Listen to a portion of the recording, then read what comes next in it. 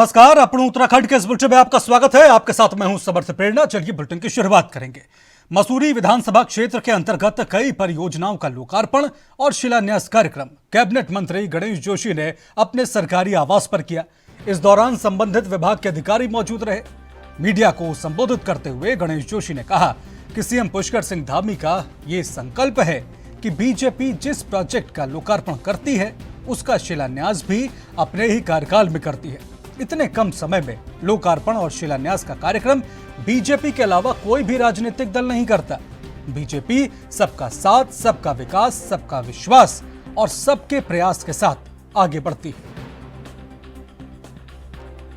सबका विश्वास और सबका प्रयास इस नारे को लेकर काम करती है। जनता की सरकार जनता के द्वार इस नारे को लेकर काम कर रही है।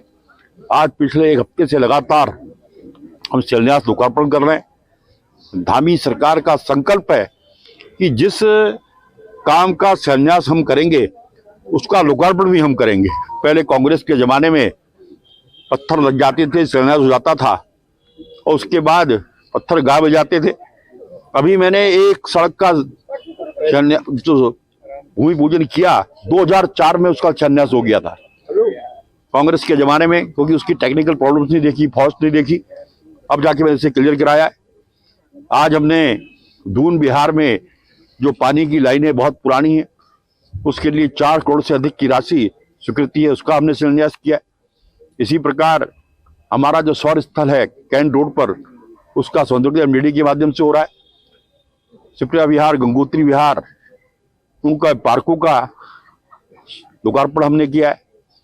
इसी प्रकार जाखन वार्ड की 1 करोड़ से अधिक की सड़क व विजय कॉलोनी की 46 लाख की सड़कों का शिलान्यास हमने किया है। और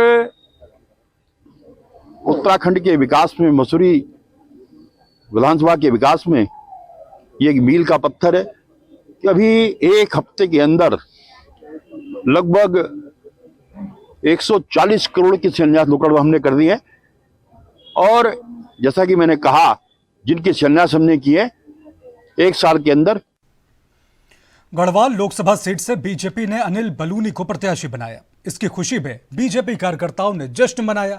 इस दौरान कार्यकर्ताओं ने पार्टी हाईकमान का आभार जताते हुए एक दूसरे को मिठाई खिलाकर खुशी मनाई और दावा किया कि इस बार गढ़वाल लोकसभा सीट से बीजेपी भारी मतों से जीत हासिल करेगी।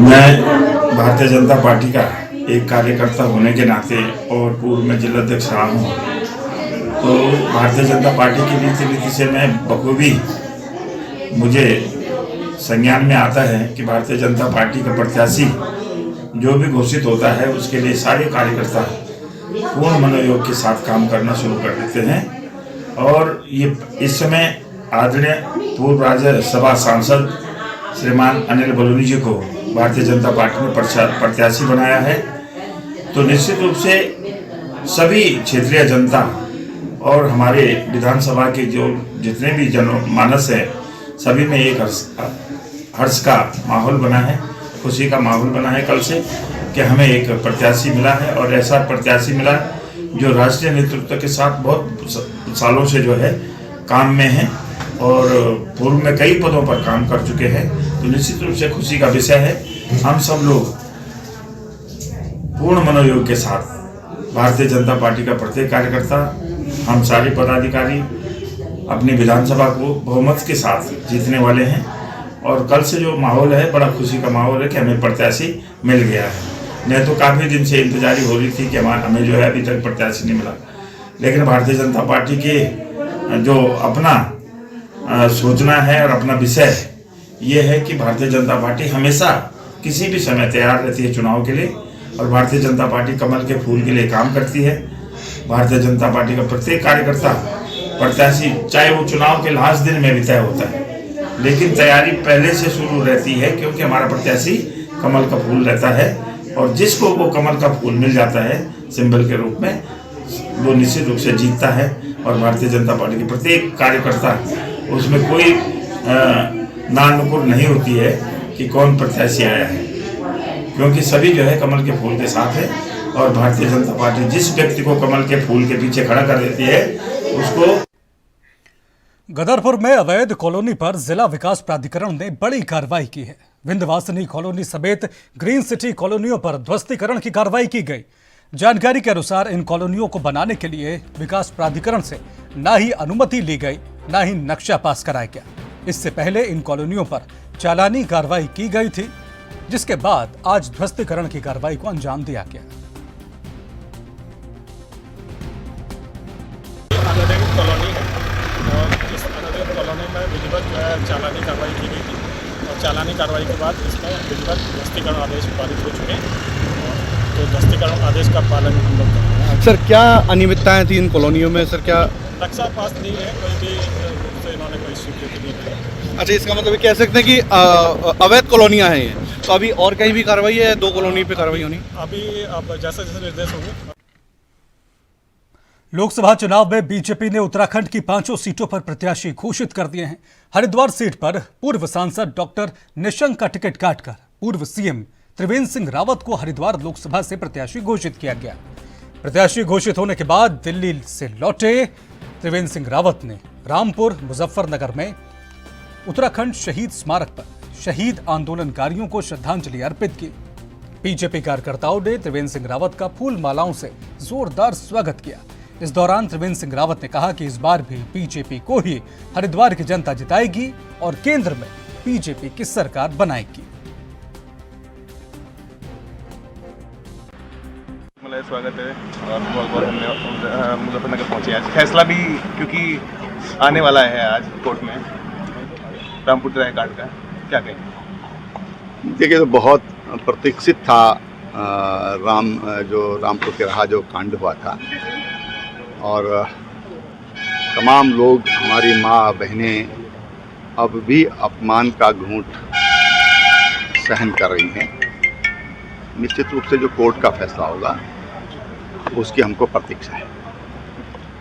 सर, लोकसभा हरिद्वार में इस समय आपके प्रतिद्वंदी आपके सामने खड़े हैं।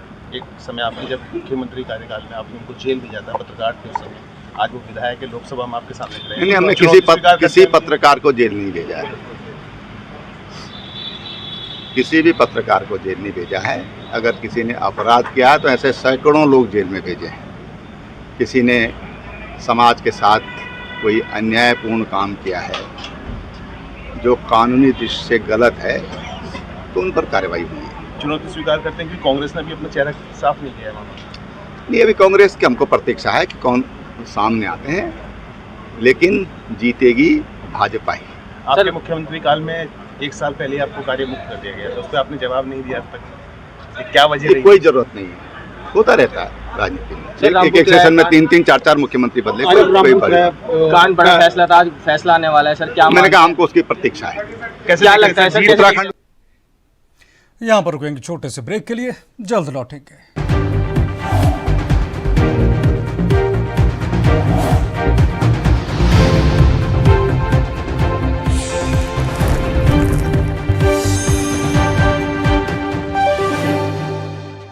ब्रेक के बाद आपका स्वागत है। लोकसभा चुनाव को लेकर सभी दलों की तैयारियां तेज हो गई हैं।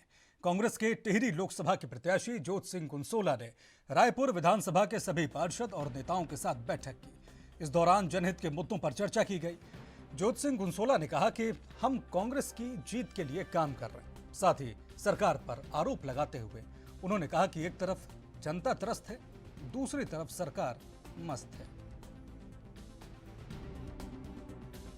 देखिए, चुनाव रणनीति हमारा सबसे पहला काम तो ये है कि हम अपने कार्यकर्ताओं, अपने जो पार्षद हैं, अपने जो एमएलएज हैं, एक्स एमएलएज हैं, मिनिस्टर्स हैं, इन सब के पास जाकर इनका आशीर्वाद ले लें और उसी प्रक्रिया में हम मिले भी हैं और चल भी रहे हैं। आज मैं रायपुर में आया हूँ। रायपुर के सभी पार्षद और पार्टी के नेता जो हैं आदरणीय बीसी के नेतृत्व में यहाँ पर बात कर रहे हैं और इस जीत की परिकल्पना को साकार बनाने का काम कर रहे हैं। रणनीति हमारी ये है कि भाई बूथ, अगर वो तो कहते हैं मजबूत, मैं कहता हूँ सबसे ज़्यादा मजबूत। अगर मतदाता जो है वहाँ तक पहुँच गया, मतदाता पहुँच गया तो मतदान करेगा और संभवतः जो पहुँचाएगा उसके पक्ष में मतदान करेगा। अब तो वो उनसे जितने सवाल आप कर सकते हैं बीजेपी से सारे सवाल करिए, सब दागिए। अब तो आप लोग भी खुले हैं, क्योंकि अब कल परसों में जो है वो आचार संहिता लग जाएगी, फिर तो आप अपना काम करेंगे, उनका काम नहीं करेंगे, क्यों? तो अब ठीक है, और देश में परिवर्तन आ रहा है दोस्त, मैं सच बता रहा हूँ। मेरी छोटी सी वो है, अनुभव तो मुझे ज़्यादा नहीं है, लेकिन छोटे से अनुभव से कह सकता हूँ कि जनता बहुत त्रस्त है। मौसम विज्ञान केंद्र की ओर से उत्तराखंड के मौसम का पूर्वानुमान जारी किया गया है। आने वाले 5 से 7 दिनों में उत्तराखंड का मौसम शुष्क रहने वाला है और उत्तरकाशी, चमोली, पिथौरागढ़ जिले के अधिक ऊंचाई वाले क्षेत्रों में हल्की बारिश और बर्फबारी देखने को मिल सकती है। मैदानी इलाकों में अधिकतम तापमान सामान्य के आसपास बना हुआ है, जो 27 से 29 डिग्री सेल्सियस तक है। तो पिछले 24 घंटों में बात करें तो उत्तराखंड में कहीं कहीं जो है बहुत हल्की से हल्की वर्षा देखने को मिली है। तो और आज की बात करें और आगे आने वाले 5 से 7 दिन की बात करें तो उत्तराखंड में जो है मौसम ज़्यादातर स्थानों पे साफ़ रहने वाला है। आज की बात करें तो आज जो है हायर रीचेज़ में उत्तरकाशी, चमोली या पिथौरागढ़ में बहुत हल्की से हल्की वर्षा या थोड़ी बर्फबारी मिल सकती है, लेकिन ज़्यादातर स्थानों में मौसम साफ़ रहेगा। और आगे आने वाले भी जो है 4-5 दिनों में मौसम जो है उत्तराखंड में शुष्क रहने की संभावना है। तापमान की बात करें तो अभी वर्तमान में जो अधिकतम तापमान है वो सामान्य के आसपास चल रहे हैं। इसमें प्लेन्स में बात करेंगे तो प्लेन्स में 27 से 29 डिग्री सेल्सियस के आसपास जो है तापमान चल रहे हैं मैक्सिमम टेम्परेचर। और हिल्स में बात करें तो जो 2000 मीटर के आसपास के इलाकों में 18-19 डिग्री के आसपास जो तापमान चल रहे हैं। तो देखेंगे अब धीरे धीरे जो है अधिकतम तापमान में ग्रेजुअल जो है राइज देखने को मिलेगा 2 से 3 डिग्री का। बाकी जो है वेदर एक्टिविटी अभी जो है आगे आने वाले 5 से 7 दिनों में ज़्यादा है नहीं।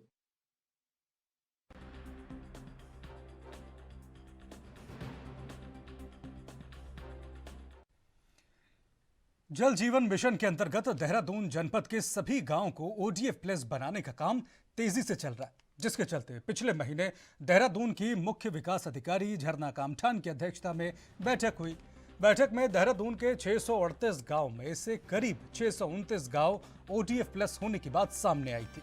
वहीं अभी भी विकास नगर ब्लॉक के कुछ गांव ODF प्लस होने बाकी हैं।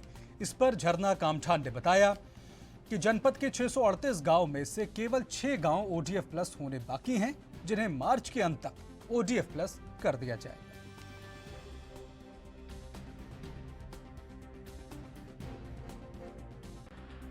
देखिए, हमारे यहाँ टोटल 638 विलेजेस हैं, यानी 638 गांव हैं, जिसमें से अभी केवल 6 गांव ऐसे रह गए हैं जो ODF प्लस होने में शेष हैं। बाकी सभी गांव जो हैं वो ODF प्लस हो गए हैं। इसमें हमारे जनपद के जो 6 ब्लॉक हैं, इसमें से केवल विकास नगर ब्लॉक ही अवशेष रह गया है। विकास नगर ब्लॉक के 6 गांव हैं, इनको भी हम इस मंथ में यानी कि मार्च में ODF प्लस कर लेंगे। देखिए, अभी इसके अलावा हमारे यहाँ 341 गांव ऐसे हैं जो कि मॉडल विलेज बन गए हैं, जहाँ पे सॉलिड वेस्ट मैनेजमेंट और लिक्विड वेस्ट मैनेजमेंट दोनों ही की कार्रवाई पूरी हो रही है। और इसके अलावा जो हमारे ODF प्लस है, वहाँ पे भी जो है साफ सफाई का अन्य व्यवस्थाएं जो ODF प्लस में आने के लिए मानक के अनुसार वांछित होती। विकास नगर के बैरागी वाला ग्राम पंचायत में विकास कार्यों में हुई अनियमितता की शिकायत पर जिला पंचायती राज अधिकारी जांच के लिए मौके पर पहुंचे। इस दौरान जांच टीम को ग्रामीणों के आक्रोश का सामना करना पड़ा। हालात ये थे कि जांच टीम के सामने ही शिकायतकर्ताओं और ग्राम प्रधान प्रतिनिधि के बीच हाथापाई की नौबत आ गई। मौके पर पहुंची पुलिस ने मामला शांत कराया। जांच के लिए पहुंचे अधिकारी ने बताया कि अभी तक की जांच में कुछ जगह अनियमितता पाई गई। सारे बिंदुओं की जांच के बाद विस्तृत रिपोर्ट बनाकर नियम अनुसार कार्रवाई की जाएगी।